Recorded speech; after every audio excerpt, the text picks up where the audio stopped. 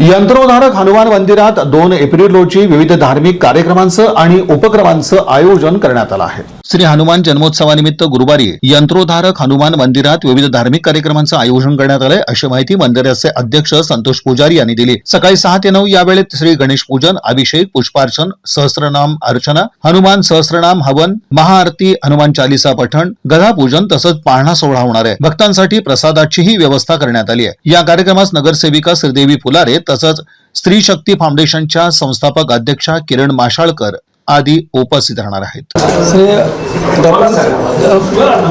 श्री क्षेत्र अमोक्षसिद्ध व महासिद्ध मंदिरात श्री यंत्रोद्धारक हनुमान मूर्तीची स्थापना 1/5/2024 रोजी स्थापना केलेली आहे।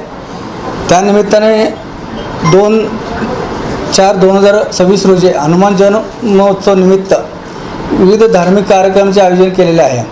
त्यात हनुमान जयंतीनिमित्त सकाळी 6 ते 9 या गणेश पूजन, अभिषेक, पुष्पार्चना, सहस्त्रनाम अर्चना, हनुमान सहस्त्रनाम हवन, आरती व हनुमान चालीसा व गदा पूजन व पाळणा हे कार्यक्रम होईल।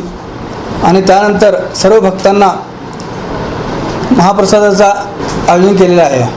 या कार्यक्रमात भाजपच्या नगरसेविका सौ श्रीदेवी फुलारे आणि स्त्री शक्ती फाउंडेशनचे संस्थापक अध्यक्ष कुमारी किरण माशाळकर व इतर मान्यवरांची उपस्थिती राहणार आहे। या बातमीपत्राचे प्रमुख प्रायोजक प्लॅटिनम मॉल इंद्रधनु सोलापूर।